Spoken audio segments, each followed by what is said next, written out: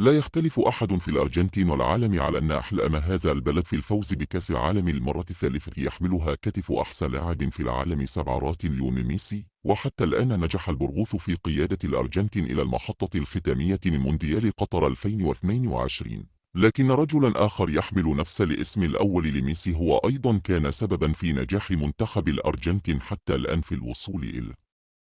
حلم تحقيق كأس العالم المرة الثالثة. هذا الرجل هو المدير الفني ليونيل سكالوني، البالغ من العمر 44 عاما، والذي يعد أصغر مدرب في كأس العالم الحالية، حيث سيواجه الأحد القادم 18 ديسمبر بدهائه مدرب منتخب فرنسا ديدي شان بطل العالم، في مهمة حرمانه من التتويج مرتين متتاليتين باللقب.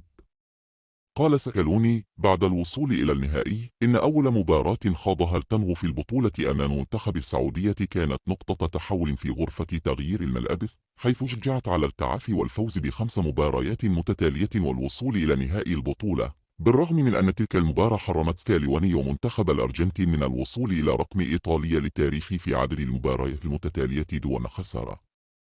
خلال السنوات الأربعة التي قضاها في تدريب الأرجنتين، لم يتعرض فريق سكالوني للخسارة سوى 5 مرات، بما فيها الخسارة أمام السعودية، في حين حقق الانتصار في 38 مباراة، وتعادل في 12 أخرى من أصل 55 مقابلة، قاد فيها سكالوني منتخب لتنغو من مقاعد البدلاء. كما أنه قاد الأرجنتين إلى التتويج بكأس كوبا أمريكا 2021، وهو أول لقب كبير للتنغو منذ تتويجه بكأس العالم 1986، كما أنه الأول لميسي مع منتخب بلاده. قبل أسابيع قليلة من فوز الأرجنتين على الطواحين الهولندية عام 1978، والتي أحرزت لمنتخب التنغو أولى لقابه في كأس العالم، ولد سكالوني في بلدة بوجة الداخلية الصغيرة لمدينة روزاريو، وهي نفس المدينة التي ولد بها فيما بعد أسطورة ليونيل ميسي. كان ذلك في 16 مايو 1978. بدأ سكالوني مسيرته كلاعب مع نادي نيويز أولد بويز، وهو الفريق الذي خط فيه ميسي خطواته الأولى في عالم كرة القدم، ومن حسن حظه أنه أثناء لعبه مع النادي سنة 1993 زامل الأسطورة الأرجنتيني الراحل دييغو أرماندو مارادونا، قبل الانتقال إلى نادي ستاديونتاس دي لا بلاتا.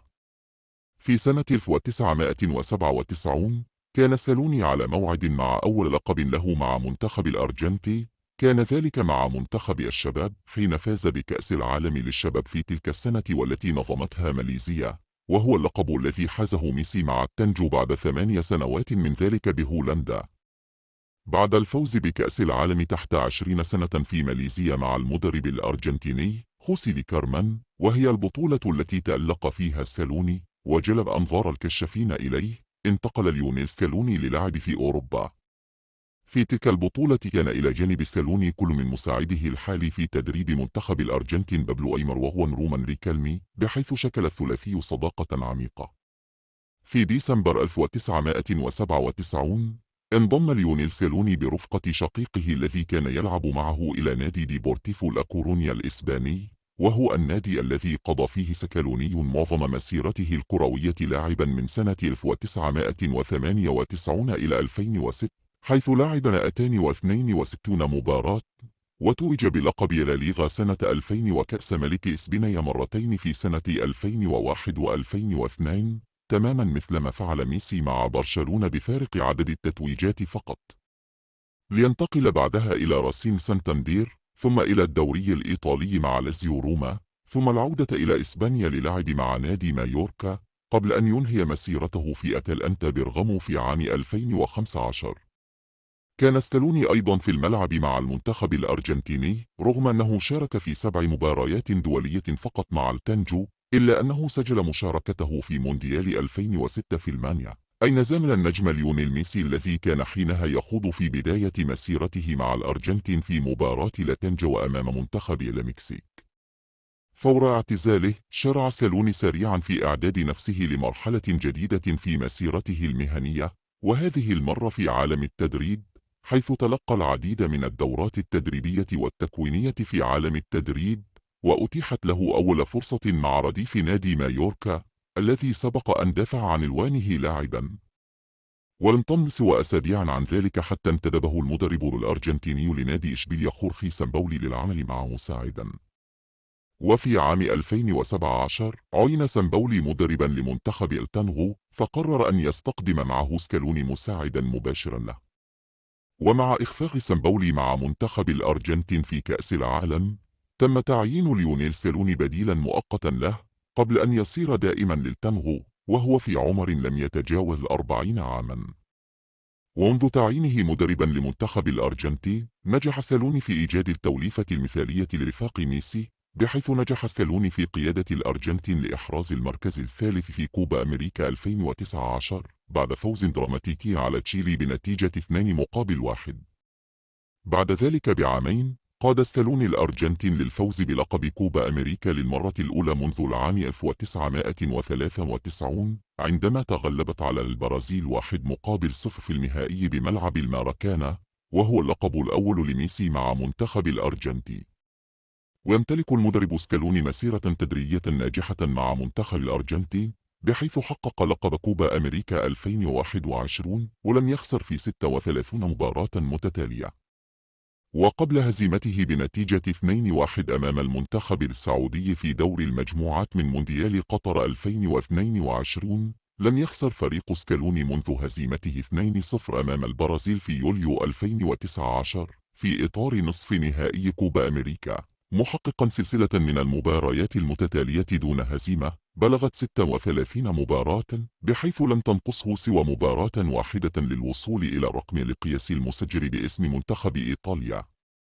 على مدى السنوات التي قاد فيها سكالوني منتخب الأرجنتين لتلك الانتصارات، طور أنصار التانغو لقبا جديدا لرفقاء ميسي مستوحى من اسم سكالون، وهو لقب لا سكالونيتا، الذي يعني القافلة أو القطار الذي لا يتوقف. وذلك بعد أن اكتسب فريق سكالوني سمعة طيبة في خط الدفاع، بحيث لم يتلقى فريق سكالوني سوى 8 أهداف في كأس العالم 2022، من بينها 5 في مونديال قطر 2022.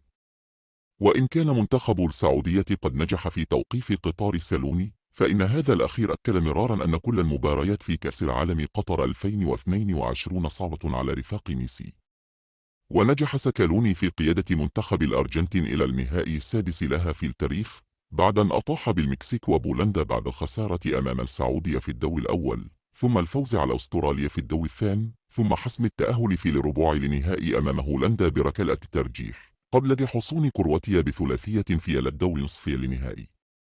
وخلال مونديال قطر، اعتمد سكالوني على أكثر من 20 لاعبا أرجنتينيا حتى اللحظة، كان نوع خططه التكتيكية من 4-3-3 إلى 5-3-2 إلى 4-2-2. وبغض النظر عن تحقيق سكالوني حلم الأرجنتيني رفقة ميسي، فإن سكالوني سيبقى في منصبه مديرا فنيا لمنتخب التانغو حتى المونديال القادم، بعد أن قرر الاتحاد الأرجنتيني تمديد عقد سكالوني حتى 2026. ووفقا لمجلة فينانس فوتبول، يعد راتب سكالوني 7 أكبر أجر بين مدربي مونديال قطر، بحيث يحصل على راتب سنوي قدره 2.5 مليون دولار. وبعد أكثر من 15 عاما على مشاركتهما معا في تحقيق حلم الأرجنتينيين بالفوز بكأس العالم للمرة الثالثة، حين كان زميلين في المنتخب، يأمل سكالوني الآن أن يتمكن من مساعدة ميسي في إنهاء مسيرته الكروية مع لقب كأس العالم بعد أن حقق معا لقب كوبا أمريكا. وقال سكالوني عن ميسي في سبتمبر: لدي إمكانية تدريبه، لكني سأكون مشجعا وسأدفع تذكارا لرؤيته وسأشتري قميصه بغض النظر عن البلد. وأضاف: لذا الشيء الوحيد المتبقي هو الاستمتاع به، لأنني لا أعرف ما إذا كان شيء من هذا القبيل سيتكرر. لذا عليك أن تستمتع به ولا شيء آخر.